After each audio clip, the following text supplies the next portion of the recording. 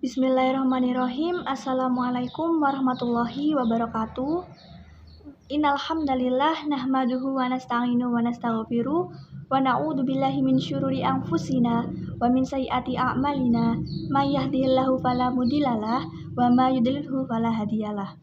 Asyhadu an la ilaha illallah wa la syarikalah wa asyhadu anna Muhammadan abduhu wa rasuluh. Amma ba'du. Yang terhormat kepada Ibu Ade Yeti Nuriyantini selaku dosen pengampu mata kuliah termodinamika dan juga teman-teman sekalian kelas 4B Pendidikan Fisika.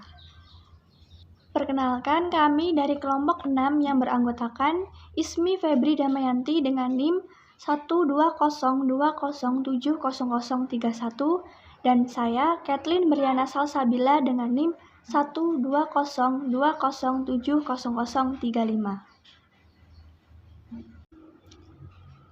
Kami di sini akan memaparkan materi mengenai kalor dan kapasitas kalor. Untuk pembahasan pertama mengenai kalor akan disampaikan oleh Ismi Febri Damayanti. Kepadanya dipersilakan. Assalamualaikum warahmatullahi wabarakatuh. Perkenalkan, saya Ismi Febri Damayanti dengan NIM 12020700031. Di sini saya akan menjelaskan mengenai kalor. Dari pengertian sendiri, kalor adalah suatu energi yang mudah diterima dan mudah sekali dilepaskan, sehingga dapat mengubah temperatur zat tersebut menjadi naik ataupun turun. Kalor juga bisa berpindah dari satu zat ke zat yang lain melalui medium atau perantara. Ternyata kalor adalah bentuk energi yang tidak dapat dilihat ataupun terlihat. Dan ternyata energi kalor juga dapat berubah menjadi bentuk energi lain, seperti cahaya, gerak, listrik, kimia, dan lain-lain. Nah, misalkan dua buah zat yang memiliki temperatur berbeda dicampurkan pada sebuah wadah, maka temperatur kedua benda tersebut akan menjadi sama. Besarnya temperatur akhir berada di antara temperatur awal kedua zat tersebut. Pada gejala ini, kalor berpindah dari temperatur tinggi ke temperatur yang lebih rendah, sehingga mencapai temperatur setimbangnya. Nah, pada tahun 1850, untuk pertama kalinya Joule menggunakan sebuah alat yang di dalamnya terdapat beban-beban yang jatuh dan merotasikan sekumpulan pengaduk di dalam sebuah wadah air yang tertutup. Dalam satu siklus, beban-beban yang jatuh tersebut melakukan sejumlah kerja pada air tersebut dengan massa air M dan air tersebut mengalami kenaikan temperatur.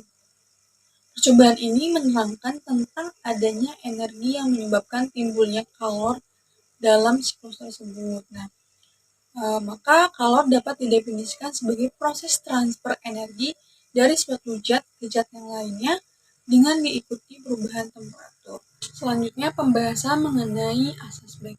Asas Black itu sebuah dalil fisika mengenai kalor yang dikemukakan oleh ilmuwan Skotlandia. Nah, kalor adalah energi yang dipindahkan dari benda yang memiliki temperatur tinggi ke benda yang memiliki temperatur lebih rendah. Sehingga pengukuran kalor selalu berhubungan dengan perpindahan energi. Energi sendiri kekal, sehingga benda yang memiliki temperatur lebih tinggi akan melepaskan energi sebesar QL, dan benda yang memiliki temperatur lebih rendah akan menerima energi sebesar QT dengan besar yang sama. Dan nama hukum ini diambil dari seorang ilmuwan Inggris sebagai penghargaan atas jasa-jasanya, yakni Joseph Black pada tahun 1728 sampai 1799.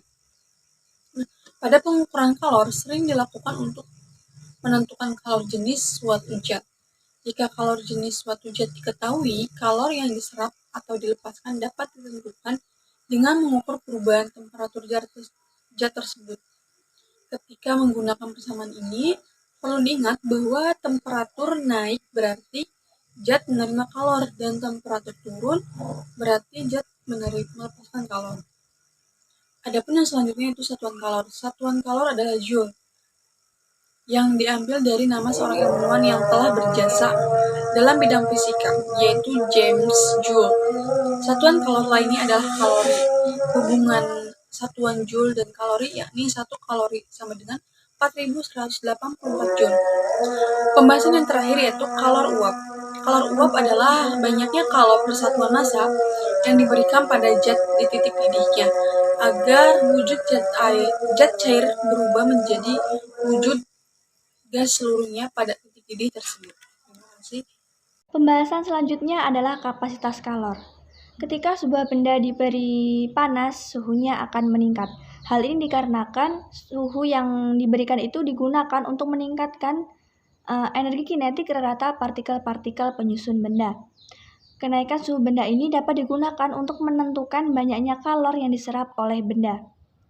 Apabila jumlah kalor menghasilkan perubahan suhu sebesar delta T, maka kapasitas kalor dapat didefinisikan sebagai banyaknya kalor yang dibutuhkan untuk menaikkan suhu benda sebesar 1 derajat Celcius. Adapun persamaan matematis dari kapasitas kalor adalah C sama dengan Chi per delta T, dengan C adalah kapasitas kalor, Chi adalah kalor pada perubahan suhu, dan delta T adalah perubahan suhu. Apabila kapasitas kalor sebuah benda besar, maka diperlukan kalor yang banyak untuk mengubah suhu benda tersebut. Namun, jika kapasitas kalor sebuah benda bernilai kecil, maka diperlukan kalor yang sedikit pula untuk mengubah suhu benda tersebut. Selanjutnya adalah kalor jenis. Kalor jenis merupakan kapasitas kalor per satuan massa. Kalor jenis adalah banyaknya kalor yang dibutuhkan untuk menaikkan 1 kg zat sebesar 1 derajat Celcius. Kalor jenis ini merupakan karakteristik termal suatu benda karena bergantung dari jenis benda yang dipanaskan maupun didinginkan. Adapun persamaan matematis dari kalor jenis adalah C sama dengan C per M, dengan C atau C kecil adalah kalor jenis, C atau C besar merupakan kapasitas kalor, dan M adalah massa bahan. Adapun satuan dari kalor jenis adalah kal per kilogram derajat Celcius atau joule per kilogram derajat Celcius. Dari pemaparan materi mengenai kalor dan kapasitas kalor dapat disimpulkan bahwasanya kalor didefinisikan sebagai proses transfer energi dari suatu zat ke zat lainnya yang diikuti dengan perubahan temperatur atau suhu. Satuan dari kalor adalah kalori atau joule dengan 1 kalori sebesar 4,184 joule. Kemudian kapasitas kalor dapat didefinisikan sebagai banyaknya kalor yang dibutuhkan untuk menaikkan suhu benda sebesar 1 derajat Celcius. Dan kalor jenis adalah kapasitas kalor per satuan massa. Demikian pemaparan materi mengenai kalor dan kapasitas kalor. Saya perwakilan dari kelompok 6 memohon maaf apabila terdapat kesalahan dalam penyampaian. Terima kasih. Wassalamualaikum warahmatullahi wabarakatuh.